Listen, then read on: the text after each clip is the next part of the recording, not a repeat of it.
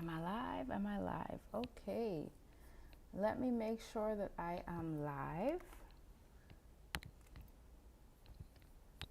I am using two screens, so if you see me going back and forth, it's because I'm using the second one to be able to see what's going on.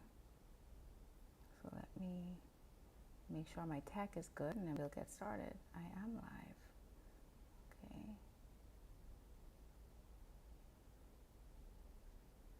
Okay, great.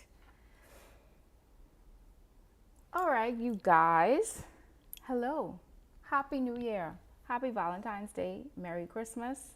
Happy Hanukkah. Happy Kwanzaa. Happy Black History Month. Even though DEI is DEIing.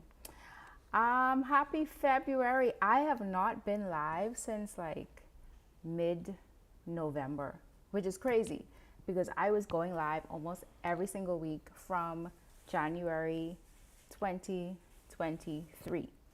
I did take a break, needed to take a step back, handle my business, handle some things. And tonight, I actually meant to hop on at 6:30, but I needed to finish a client proposal that they need to send out to their client, okay, or prospective client. So here I am, joining you guys once again. Thank you so much for watching. Thank you so much for tuning in, whether you're tuning in live or you are tuning in on the replay. I appreciate you watching. I appreciate you spending some time with me, okay? If you hear any movement or noise in the background, I am at the office at a co-working space. I'm not the only person here, so just roll with it. If I have to suddenly say, hey guys, I'm live, just roll with it. Let me be, okay? Let me live. So let me just quickly share this out and then I'm going to get started. I'm super excited about this topic in particular because I was actually fleshing out an idea for an event that I would like for me and a particular team to host in 2026.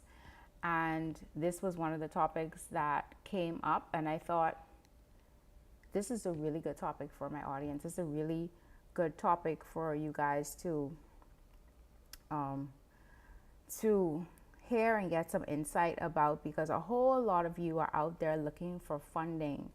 You are looking for funding, not sure how to go about it. So I'm here to help you, but more so to explain to you what's getting funded and why.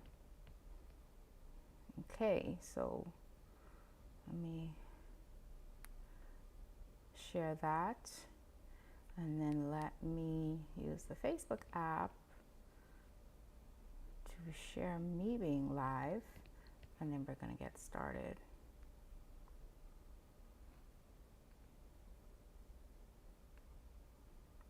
Okay, so first of all, for those of you who do not know who I am, and this may be your first time hearing from me, or you've seen me around but not sure exactly what I do, my name is Shana Shana Edgecombe. I am a pricing and positioning strategist. What does that even mean for you? So I work with creatives, I work with MSMEs to get them in the right price bracket, because a lot of us, a lot of you underprice yourselves. You don't know your value and you don't know how to position yourself so that you stand out from your competition. That's where I come in, right? There's not a whole lot of people who are talking about pricing, particularly in the context of the Caribbean and particularly in the context of the Bahamas, and the things that we need to be aware of. Now, I am a right and a left brain, which means that I'm also a floral designer. I work with my hands. I love colors. When I walk into an event space, y'all, I could already see what I would do with a space. I already see the colors, the decor, the design, all of that stuff. I am an event planner as well. I've done, I don't even know at this point, probably hundreds of corporate events, weddings in various capacities, whether it's planning it, doing the design for it, doing the floral design for it, even doing the communications for them, okay? So I'm also, on the other hand, I have a degree in international business. I have certificates. Some of them include women's entrepreneurship and other things. So I'm also an accredited SME consultant. Okay. And I do a whole lot of work in the MSME space. My focus shifted to the MSME space in 2013 when I began working with the Bahamas Chamber of Commerce and Employees Confederation. That was 12 years ago, almost 12 years ago, 11 and a half years, or close to that, where I really became exposed to the MSME community in the Bahamas, the challenges, the issues, the opportunities, all of that stuff, right? And so I just love it. I love working with creatives. I love working with MSMEs. So without further ado, let's get into what's getting funded and why. Now, not shameless plug. My partners and I at Arrowling Ventures are actually hosting a funding series. And so I'm just pulling up the details really quickly. It's a 5-part virtual session, and we are going to get into session 3 next week. Next week, myself and Travis Miller, who is the president of Arrowling Ventures, we are going to be talking about writing a winning pitch and business plan. But before that, we talked about understanding funding options and defining your business financial needs. Then we're going to talk about financial statements and navigating the funding application process. This is very in-depth. We don't do fluff. We don't do, oh, let's make you pay to tell you about the knowledge that you need, and then we don't actually give you anything concrete, because a lot of people do that, right? It's like they stay high level, they ask you to pay, and then they don't give you real concrete details. We're the opposite of that. Those of you who have been listening to me over the past like 2 years nearly or more, because I've been doing lives before that as well, y'all know that I will give you all the details. I will give you all the tea. I don't gatekeep. I don't do any of that stuff, because I want you to be empowered and I want you to be able to walk away with actionable steps that you can do.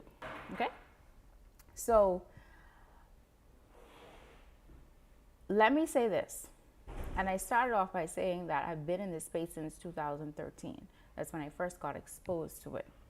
And I started that off because I want you to have a context for how the funding landscape has changed over the last 12, 13 years. Back then, there were very, very, very, very few ways that business owners could get funding for their businesses. One of the ways was the Bahamas Development Bank. Another way was the Bahamas Entrepreneurial Venture Fund. And that was almost it. There were a few other opportunities here and there. Of course, there were personal relationships where investors would connect with business owners, and then that's how they would get funding directly, okay? And then again, sporadic things here and there. Fast forward now, all these years later, there are entities doing pitch competitions. They are providing loans. They're providing grants. They are providing investor opportunities where they can come in and be a partner with you. There's so many more opportunities that are available. And yet, the cry for some people still is, there is no money for funding. That's a lie. That's not true. Now, what happens is everybody wants grant money. And because, when I say everyone, obviously I'm using satire, right? I don't know everyone. You don't know everyone. I've not met every business owner in the Bahamas. But what I mean by everyone wants grant money, i.e., the people who say that they want business funding, much of the time they're looking for grant funding, right? What's the difference between a grant and a loan? A grant is money that you do not have to pay back. A loan is money that you do have to pay back, usually with interest. So, of everyone or most people who are looking for business funding, they want a grant because they don't have to pay that back, which means what? It's competitive. And a lot of people, I'm not sorry to say it, are too lazy to go ahead and put in the time or pay somebody to get the details together that they need to have in order to successfully stand out from the competition in applying for these grants. Basic criteria for grants and loans. Basic criteria. You have to have a concept for your business. Now, what is happening is because it is more and more competitive, a lot of these entities are now narrowing down or being even more detailed and specific about what businesses have to provide in order to be eligible. So, even up to maybe like 2, 3, 4 years ago, you didn't have to have a business license. Now, they're asking you to have a business license. They're asking you to provide financial statements, for example, right? Or financial projections. They're also asking you to show historical information, like if you've already been in business. That is one of the things that makes you stand out. One, having a business license, because you've proven that you're actually taking your business seriously enough to make yourself legal for the government to recognize. Two, is that you actually have sales. You're not a brand new business. You all hear me?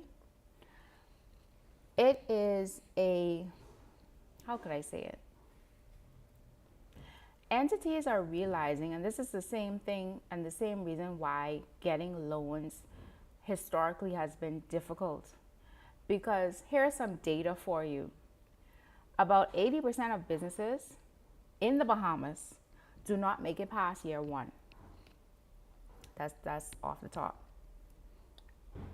Of the 20% of businesses that actually make it, only a tiny percentage of those businesses make it to 10 years. So imagine a business giving you a $5,000 grant, a $50,000 loan, whatever the number is. There's an 80% chance that your business is going to shut down before you pay that money back, before you make good on whatever promises you made in your proposal, before you see the full fruition and potential of your business idea, before you see your business flourish.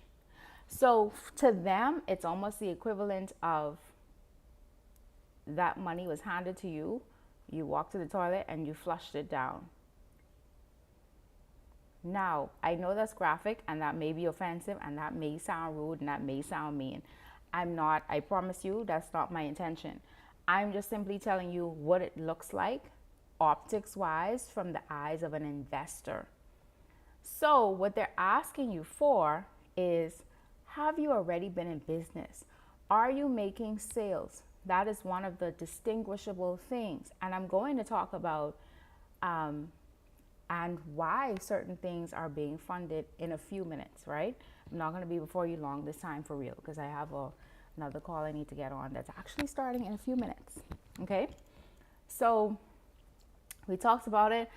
You also, in some instances, most instances, you need to have either an executive summary or a business plan. Sometimes they'll ask you for a pitch deck. Sometimes they'll ask you for all three. Now, most of the time, you only need to give one or two of those things, not all three. I did a live last year that says that those are the three documents that you should have. Or if you cannot have all three, pick two out of the three. I personally would say, if you can, have an executive summary and a business plan. Your executive summary is literally a 1 to 2 page summary of your business plan. Okay? Now, y'all, business plans don't have to be complicated. A business plan literally is saying, I thought about this business, I did my research, I thought it through about how I'm going to make money, who I'm going to sell to, how I'm going to sell, where I'm going to sell. That's all the business plan is. Some of y'all make it complicated. It doesn't need to be 20 pages. It doesn't need to be something, super long. It doesn't need to be high jargon. It doesn't need to be fluffy, but it does need to be realistic. And those of you who are out there talking about you're going to make $1 million in the first year of your business, but you are selling $5 items, are you China? Like, how many sales do you have to make on $5 products to hit $1 million, especially in your first year without brand recognition, where you have to market heavily to announce that you are here and people should buy from you and not buy from other people? those are the one of the ways. Being unrealistic, particularly with your financial projections, is the easiest way to disqualify yourself. Second way is poor product market fit. That's the equivalent of like selling snow and you're here in the Bahamas. Babes, the amount of money that you're gonna have to spend to keep the snow snowing is going to undermine any revenue or profit that you make. That doesn't make sense. Okay? So just be mindful of those types of things as well. Now, I'm going to use Fox Foundation as an example, and I'm going to use them because they just opened up their funding window. I think it's grants, and I'm going to tell you about the criteria, right? So it opened January 31st to February 28th. Let me say I have no affiliation with the Fox Foundation. I have no affiliation with anything about anything concerning their business, that industry even. I know nothing. I'm going strictly off of their flyer for the second annual Women Entrepreneurship Initiative, okay? Eligibility requirements, let me speak English. Must be Bahamian. Must have a valid business license. Again, like I said, they need you to show that you have skin in the game. That you have skin in the game. Next thing is you must submit a comprehensive business plan. Not an executive summary, not a pitch deck, a comprehensive business plan. Again, you have to show that you have skin in the game, that you sat down, that you thought through your business, okay? And then, this is the thing, your business must be unique and not in a saturated industry. Now, let's touch on that. Let's touch on the and why portion, okay? Because the landscape is so competitive, and because a lot of you are presenting the same boring, yes, I said it, businesses, your business needs to be unique. That is one of the ways that the funding industry is turning to in the Bahamas, in my opinion. And I would even say in the Caribbean, because these things kind of have been more standard for global opportunities. And I get global opportunities in my inbox every week because of a certificate program that I completed with Cornell University, okay? So as a result, every single week, we are part of a mass email that goes out and it shows the global opportunities, okay? And a lot of them have the very, very same or similar requirements. Your business must be unique. Now, they don't usually say and in a saturated industry. But the Fox Foundation, in my opinion, made that very clear because, again, a lot of you are pitching the same things. If you're going to do, or if you're going to pitch, for example, off the top of my head, a hair business, right?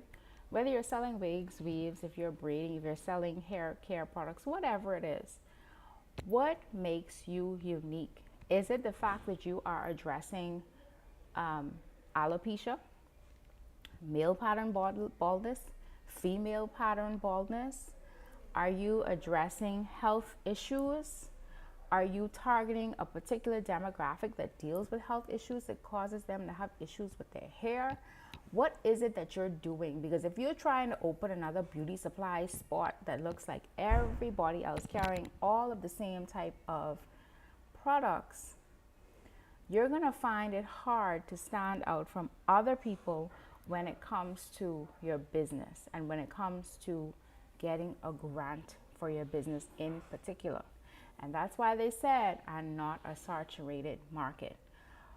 Globally, what we have seen is that there are a lot of the funders, i.e. the entities that are requesting that you submit applications to them, they want you to have particular slants, right?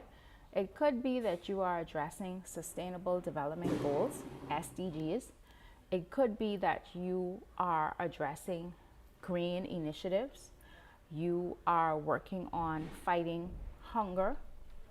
You are addressing food security.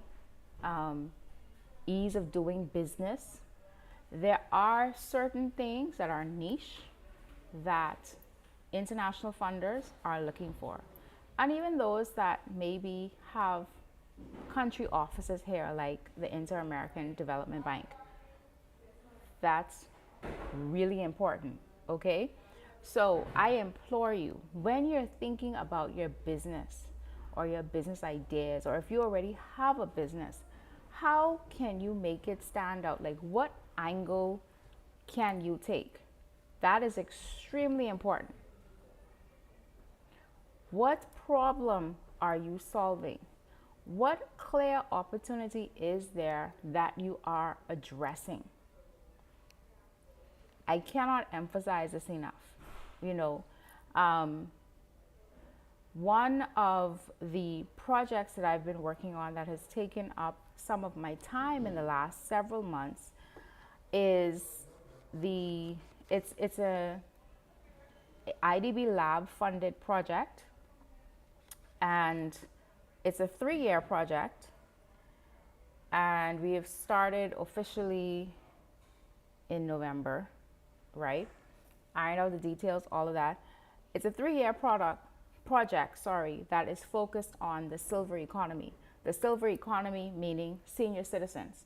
So it's a senior citizens who are in retirement or nearing retirement age, and they still want to be engaged in the economy in a meaningful way, meaning that they still want to make money, or they still need to make money, because let's be honest, there are some people who have to work long after retirement age for their survival, right? There are people who have a wealth of knowledge, but when they retire to go live life, enjoy life, or whatever it is, organizations that they left suffer because they took so much institutional knowledge with them. There are some people who they actually want to start their own business in their own retirement, but they don't know how, because they may have been used to having a job and they know nothing about entrepreneurship, but they have this idea, maybe this thing that they really wanted to do, but they put off because of having a job or because they didn't know, and now they have time on their hands, right? Or they may have money that they can now put into it. And also, the project focuses on the businesses that create products and services specifically for that particular segment of the market. Now, I'm telling you guys this, one, because I'm going to share more information in the future as the project progresses, but also that is a very specific project. That is a very specific, and it includes an accelerator program portion, right? So we'll also have 5 accelerators that run for the life of the project, over the life of the project.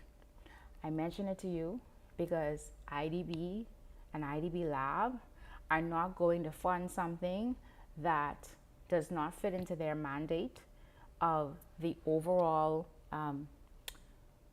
organization. They're not going to fund something that does not fit into their country strategy for the Bahamas, and they're not going to fit or they're not going to fund something that they don't feel is going to have lasting impact on the population, okay? And by the way, this is the first project of its kind for the Caribbean. This is being done in Latin America, and this is being done in Latin America for sure. They have like over 10 projects that they're doing. This is the first one for the Caribbean. So this may even be a pilot project for the Caribbean. But I say all that to say, this was a very specific niche. Do not be afraid to niche down, but also do not be afraid to look elsewhere. Some of y'all need to look elsewhere for funding. Some of you need to look elsewhere when it comes to your clients and who you sell to.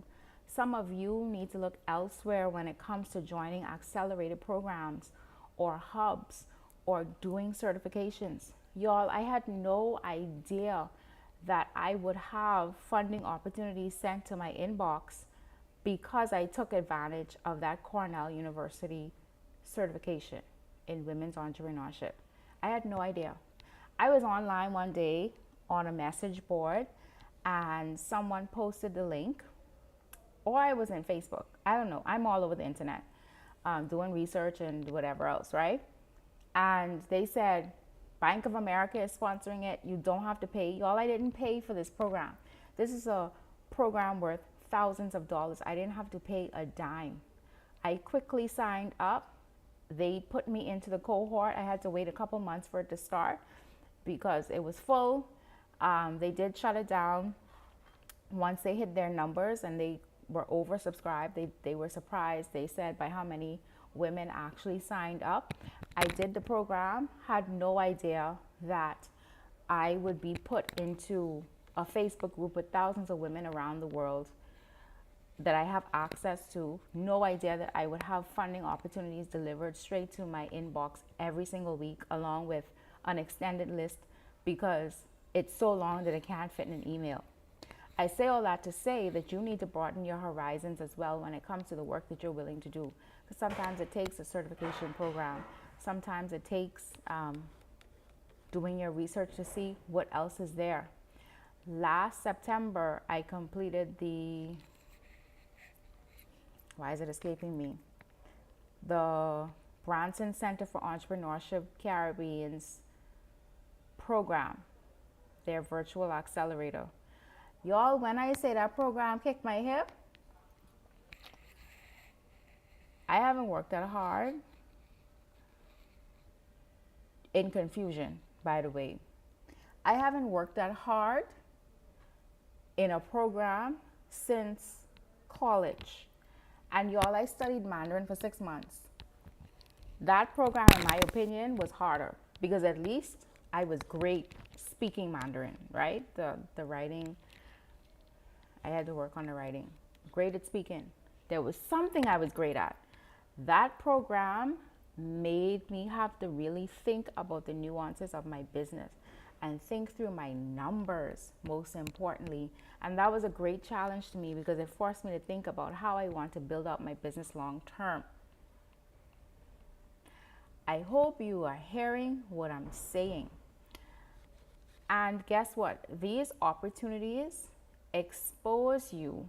It may not be apparent at first, but these opportunities can expose you to future opportunities, okay?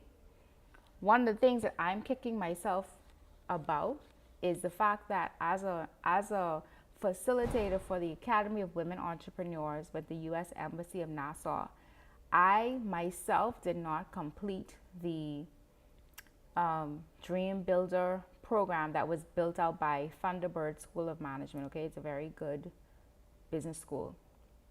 I didn't complete the program myself. I had access. I could have completed it along with the rest of the cohorts that I was with. Did not. And can I tell you that there are certain opportunities that automatically, if you completed that Dream Builder program, you are eligible for. And when I realized that, it was too late because the program was over. Couldn't do it anymore. Couldn't take it anymore. Okay? Regret. Can't regret. Okay? So I want you to be aware. Your business needs to be unique.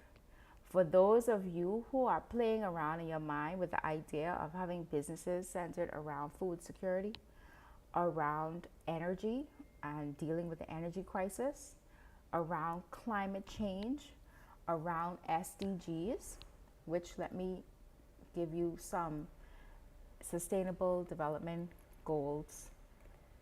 You should look them up to see if you're interested in addressing any of them in your business. So there are 17 sustainable development goals. Let me see if I can make this bigger. You can just Google it. They are the United Nations Sustainable Development Goals. Their intent is to address no poverty, zero hunger, good health and well-being for those of you in the financial space, quality education, gender equality, clean water and sanitation, affordable and clean energy, decent work and economic growth, industry, innovation and infrastructure, reduced inequalities, sustainable cities and communities, responsible consumption and production, climate action, life below water, life on land, peace, justice, and strong institutions, partnerships for the goals. Those sustainable development goals, there are specific programs that will fund you once they are tied to an SDG, at least one. So follow pages, sign up for the newsletters. If this is the path you want to go down, sign up for newsletters for the UN, sign up for newsletters for the UNDP. The UNDP stands for the United Nations Development Program. Sign up for the Caribbean Export Development Agency. There are some others that I can recommend to you. If you slide in my inbox, then I can recommend other newsletters that you should sign up for. Sign up for IDB and IDB Lab. Sign up for their newsletters, their notifications. Sign up for publications, right?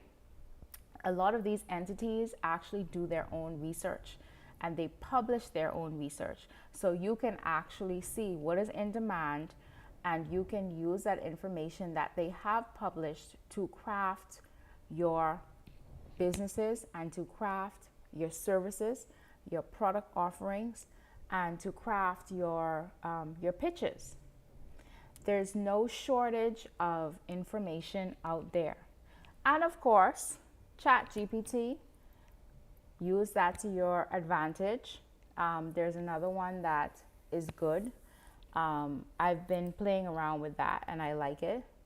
And I'd probably pay for that as well if it ever gets to a paywall. So I am simply telling you that there is a fallacy out there that money is not available. Money is available. It's just that you have to compete for the money.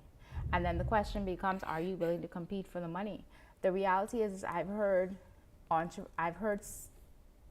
percentage, I'm not going to make it seem like it's more than 50%. I've heard a percentage of entrepreneurs with my own heirs say that, doing so much work is not worth the particular money that's being awarded. And my question is, you're not willing to spend time to get free money, quote unquote, which is grant money. If you're not willing to do that, to make the time investment to do what you need to do to get free money, should you be running a business? That's my parting question, because there's nothing easy about running a business. Don't worry about people making it seem like it's easy, like it's a cakewalk, like you just get handed things, like you're gonna be on a boat, you're gonna be on a whatever. If something looks fast, it's probably gonna disappear just as quickly, okay? You have to be in it for the long haul. You have to be willing to do whatever it takes ethically for your business to keep moving forward and for your business to keep its doors open. Don't allow social media or whatever to make it seem like you just need to put up a social media page, post a couple things, and then people are going to flock to you. That's not typically how it works.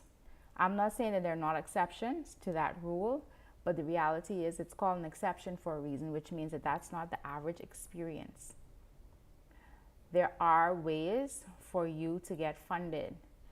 Look globally. In me mentioning the Arrowlink Ventures funding series, you can still join in. You can buy individual sessions.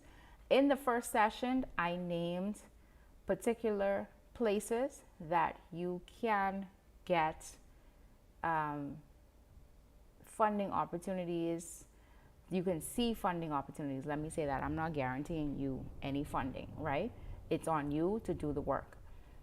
But there are particular places that you can look for funding opportunities, okay? So be mindful. Money is out there, okay? Now don't slide in my inbox asking me if you can get that list. That's a paid list. Thank you very much. That's a paid list. But You can absolutely slide in my inbox if you have like a couple of questions. Otherwise, and I say couple, I mean 1 to 2 max. Otherwise, you need to book a session with me, okay? Which the link is in the description box as well. I have no problem. I'm an open book to an extent. Now, when you pay me, I become an even more open book. Okay? So I hope this was helpful. If you even want to chat about whether or not your business idea makes sense, I have something called a doubt session, where we walk through how you can make it make sense. I think that anytime that you launch a business, you need to believe in it.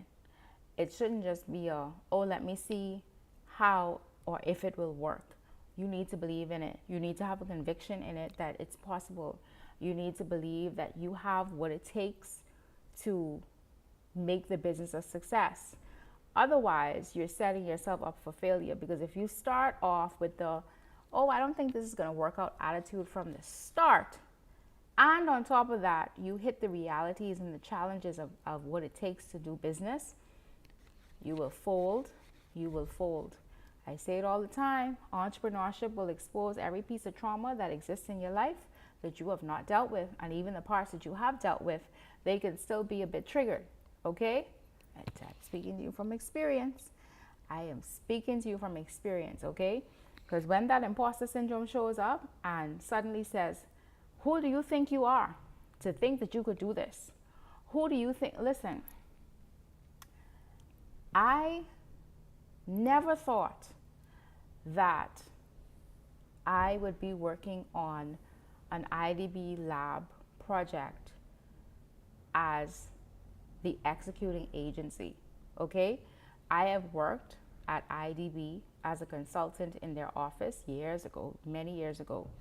I have worked as a part of the project team, as a ecosystem technical coordinator for a project where I was a part of the project executing unit.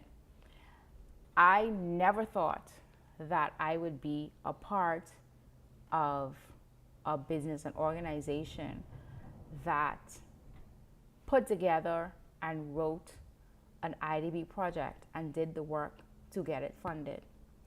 Now, was it because of imposter syndrome? It just wasn't a thing on my radar. And I know how particular that they are about who they fund and what they fund, right? Having worked with them in so many different capacities before. But we went through the process. And y'all, when I say we were doing this project, and at one point we had meetings with them every single week so that we could keep this thing going, so that it could make sense. At one point we had to pitch the project to, I don't even remember all the names, but we had to pitch. So the people who teach people how to pitch businesses, we had to pitch ourselves to convince them that this project was viable, and it's viable in the Bahamas. And it's viable in the Bahamas in an environment where we have low data, where we have little statistics to back up, where we just have some things that we are up against in this project, for this project. Okay, so even internally we were like, well, this may not work out. And it did. Okay, so I'm saying to you, have the impetus, have the boldness, have the guts, have the whatever you need to have, the faith to go out there and try. Your business is based, let me rephrase, your business's survival is based on you going out there and catching your own fish. Your survival as a human being, living a life where you're thriving and not just accepting whatever life gives you, demands that you be aggressive. And that's something that I had to learn, okay? And I had to learn that in my 30s, because I grew up believing and I grew up being taught that if you follow this formula, you do good, you get a good education, You'll get a good job. You'll live a particular, like, the life won't be super, super hard and it won't be super easy, but you could be comfortable.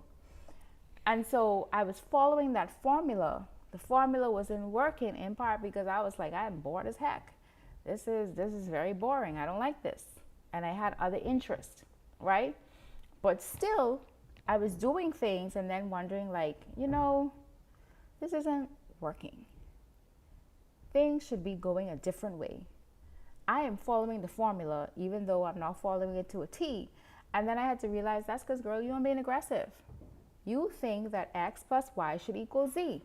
When in actuality, you do the things that you want to do, you do the things that you need to do. You be aggressive if you say that this is a goal that you're going after, and then you friggin' go after it. That's just what it is. That's part of how you get results. Now, I'm not saying, and if you're a believer, I'm not saying that you should force things. I'm not saying that you should force yourself onto a path that God doesn't have for you. What I am saying, though, is that if he gives you a vision, you go after it aggressively. And sometimes part of that aggression means you aggressively pray. You pray unceasingly. That's what the Bible says. If that ain't aggressive, if bombarding heaven all the time, because that's what unceasingly means, all the time. If that isn't aggression, I don't know what to tell you. That's being aggressive. That's aggressively saying, God, here, remember. God, remember. You told me this. Remember, you gave me this vision. Remember me. Remember you said. Remember I have to do this. Remember you told me to. Remember. Hey, God, it's me again. I don't even say, God, I know you're tired of me. I'm doing what I'm supposed to do. I'm praying. I'm doing what I'm supposed to do. I'm asking. I'm doing what I'm supposed to do. Knock. Seek. Enter. I'm doing what I'm supposed to do. Anyway, that's me. That's my time. I'm over time. I said I wasn't going to be here long, so maybe I lied. Maybe I didn't. Anyway, I'll be back again, guys. I'll be back again. Am I going to be back next week? Am I going to be back the week after next? I'm not sure. I don't believe in sitting before you and I don't have anything of substance to say. I don't particularly care to hear my own voice. Okay? What I will be doing is I will be introducing conversations with other entrepreneurs in different spaces, because the conversation is so much bigger than me.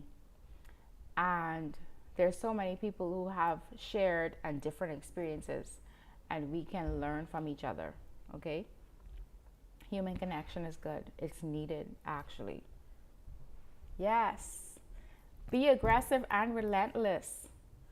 I've learned that. And I was someone who used to be a bit passive when I was young, because in a way that's how I was taught. That was what I was taught. But I don't. God honors meekness.